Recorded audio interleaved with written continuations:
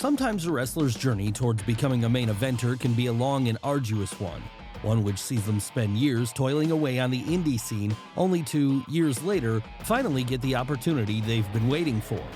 Other times, it can be the exact opposite, as for one reason or another, a performer can find themselves being fast-tracked right to the top of the card.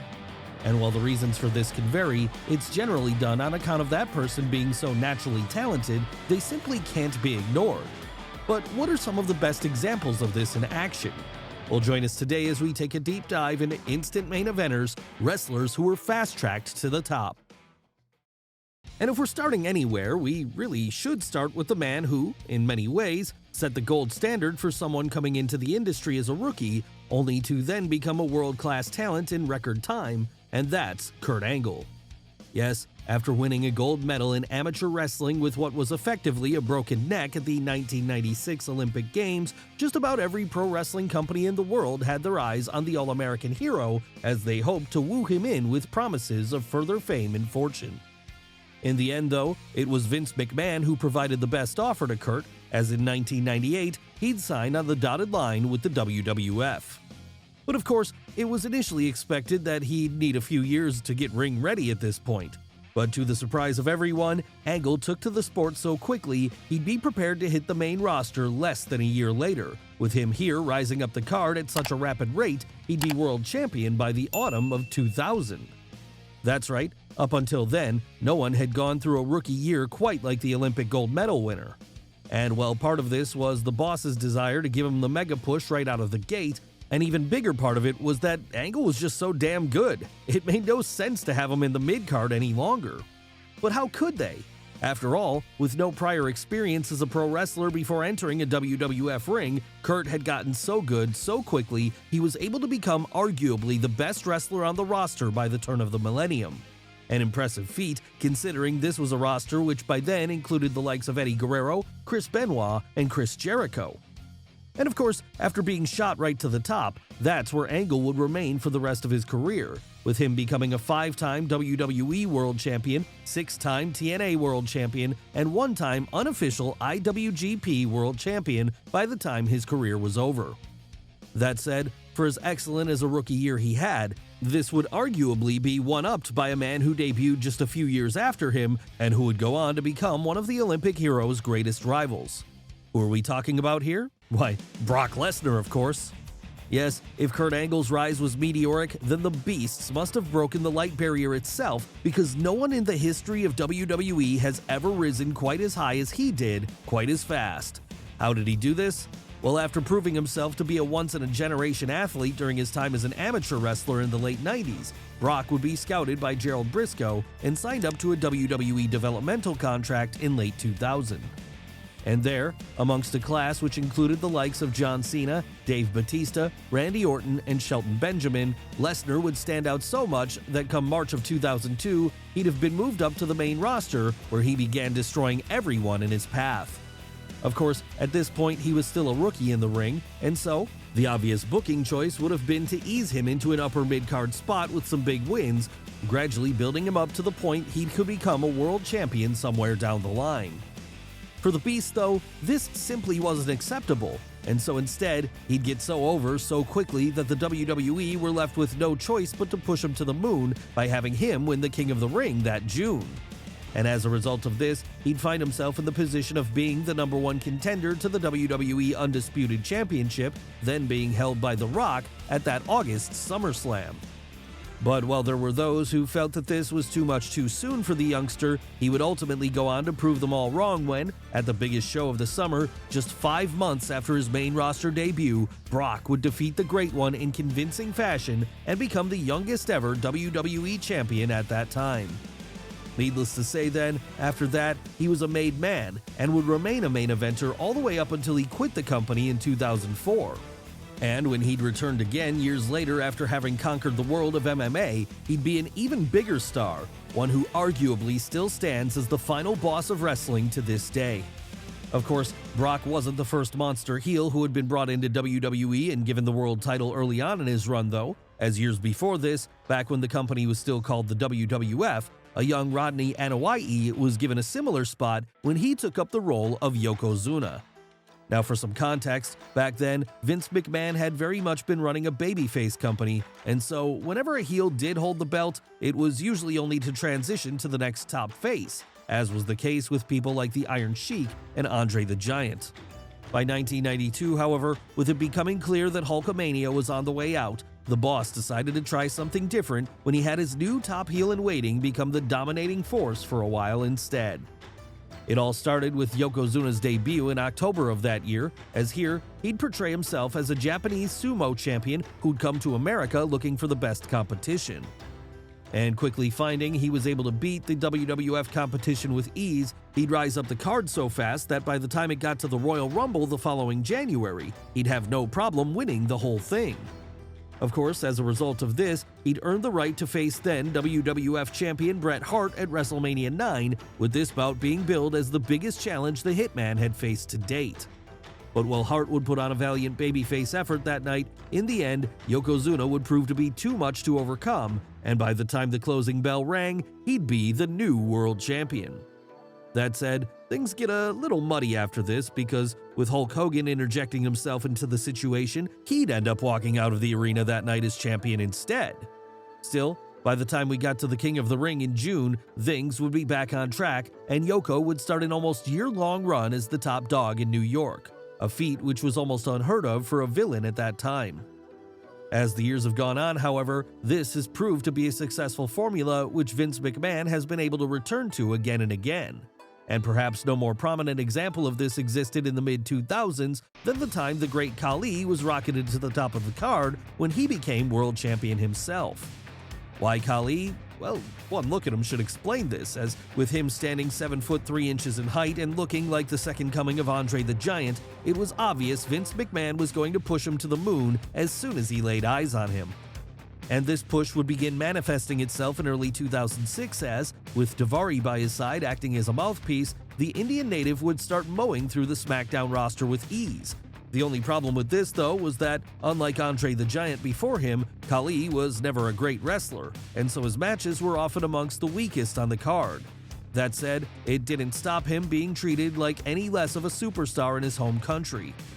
And that was partially why, by 2007, he'd have joined the ranks of the greats when he became World Heavyweight Champion. Of course, sometimes a big push right out of the gate isn't about winning the world title. No, sometimes it's about putting on a performance so impressive that the person in question can't be kept out of the main event scene, even if it's only their third match. And if you want any evidence of this, you just have to look to what Logan Paul did in 2022. Yes, while to a percentage of the population, Logan Paul might be the biggest real-life heel on the internet, the fact that he's taken to wrestling faster than anyone since Kurt Angle can't really be denied at this point. After all, in his first 2 matches with the company, the first of which was a tag match where he and The Miz took on the Mysterios, and the second of which was a singles match with The Miz himself, he'd show himself to be something of a prodigy. And even if this wasn't enough to get him cheered by fans, it was enough for WWE to feel confident in having him main event the November 5th, 2022 Crown Jewel show, there challenging Roman Reigns for the undisputed WWE title. But while he may not have won this one, he was able to put on a performance which made him look like a seasoned veteran after less than a year in the ring, suggesting he has a big run in him with WWE in the future, if he chooses to do so.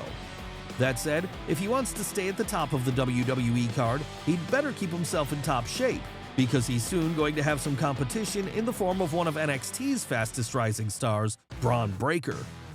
That's right, anyone who's kept tuning into the developmental brand following the end of the Black and Gold era will know that, while there are a number of young prospects out there who look set to rise to the level of stardom in the future, none of these are more prominent than Braun.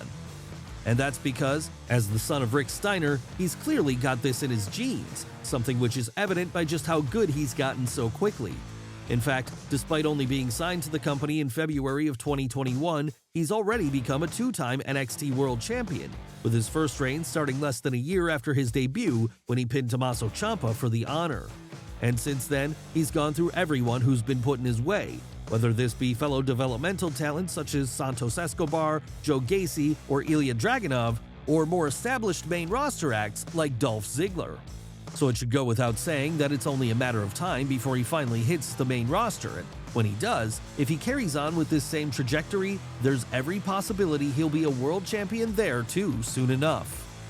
But he'll have some tough competition to contend with once he makes it to the big leagues, of course, perhaps none of whom are as formidable as someone who was fast-tracked to the main event scene when he first debuted in 2016, and that's AJ Styles. Of course, before he ever hit a WWE ring, AJ Styles was already well established as one of the best wrestlers in the world, what with his lengthy runs in both TNA and New Japan Pro Wrestling, where he became a multiple-time world champion. That said, given his relative small size and the fact that he hadn't been created in the WWE system, there was still some concerns that, when he finally did join Vince McMahon's roster in the mid-2010s, the boss wouldn't want to push him as a top-level guy.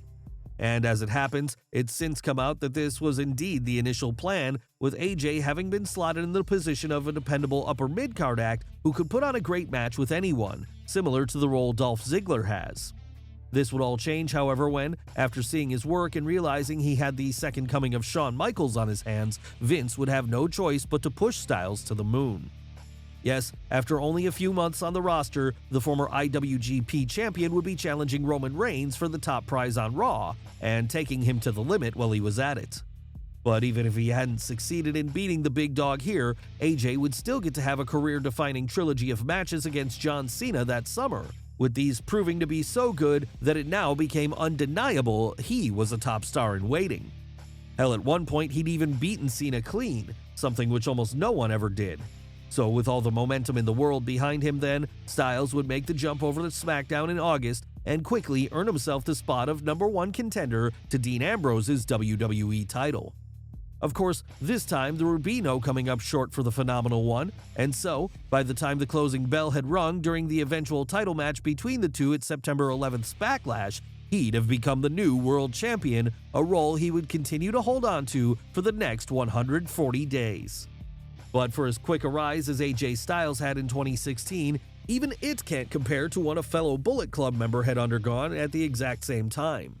And that's because in the case of Finn Balor, it took him less than a month to reach the top of the mountain.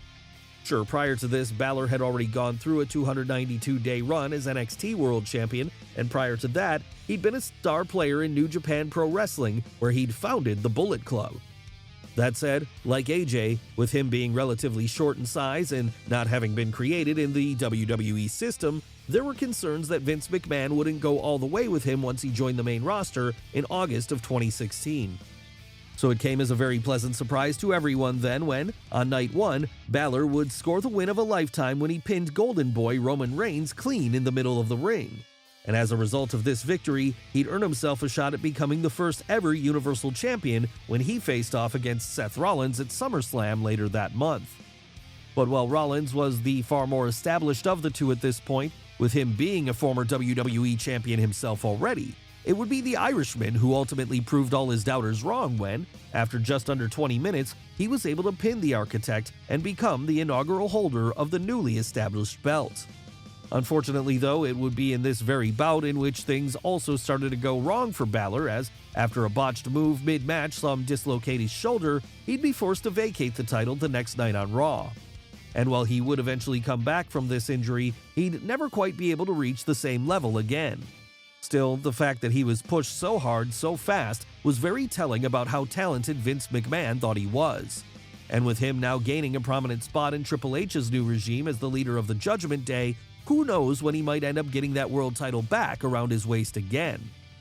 But he's not the only Irishman in WWE who's vying to return to the title scene once more. And that's because over on SmackDown, there's a man who has been doing this since 2009. And back then, he was able to establish himself as a top guy pretty much right away. Who are we talking about this time? Why, SHEAMUS, of course. How did he manage to rise so high so fast? Well, by being pretty much everything Vince McMahon was looking for in a top star at the time.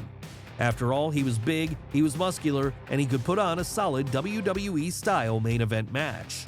On top of that, it also helped that he had friends in high places as, being a gym buddy of Triple H's, he was able to get to know the heir to the company on a more personal level.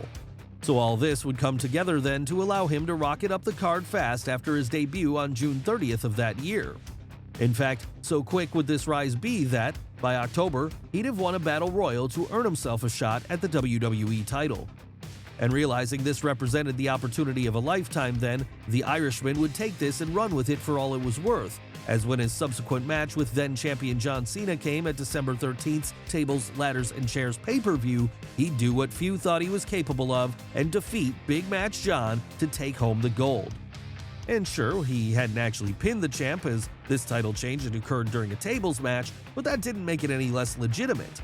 So from there then, Sheamus would pretty much be a made man for the rest of his career, with him always filling a prominent spot on the roster.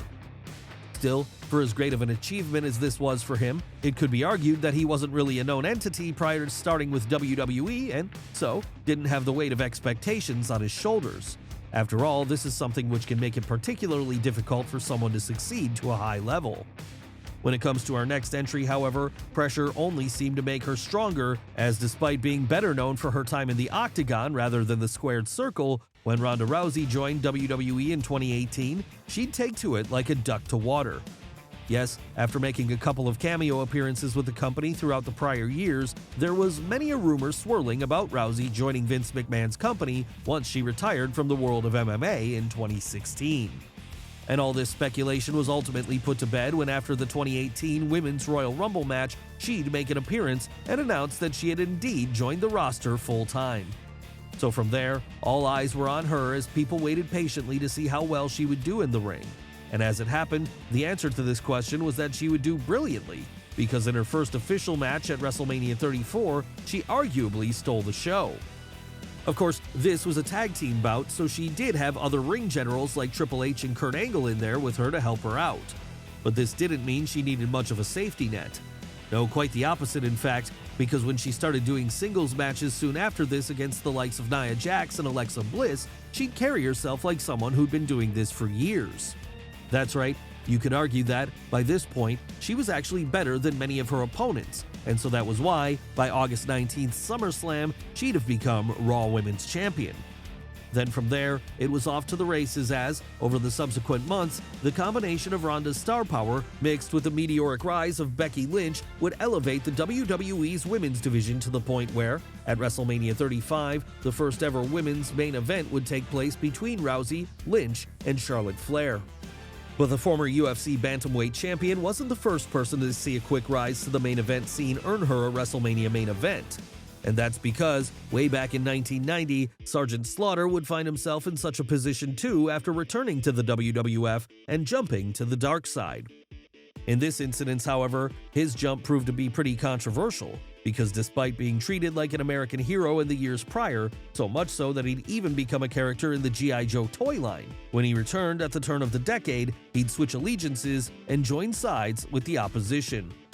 Yes, this was right smack in the middle of the First Gulf War, and so, wanting to play up to the whole thing on TV, Vince McMahon would rebrand Slaughter as an Iraqi sympathizer who had turned his back on his homeland.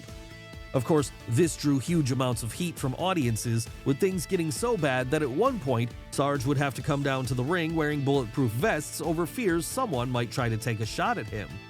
But even this wasn't enough to deter him from going after the top dog in the company at the time as, in January of 1991, only 5 months after his return, he'd find himself going up against then WWF champion, The Ultimate Warrior. And despite the Warrior being the clear favorite to win this one, it would end up being Slaughter who pulled off the upset and took home the belt for himself come the end of things. So this then would lead to the real American hero Hulk Hogan challenging the new champ for both the belt and the honor of his country at WrestleMania 7 that March. The only problem with this, however, was that, well, the kind of storyline might have worked better a few years prior. In 1991, with there being an actual war going on, many found the whole thing too distasteful, and so Mania 7 would end up drawing far less than anticipated, so much that it would have to be moved to a smaller venue at one point.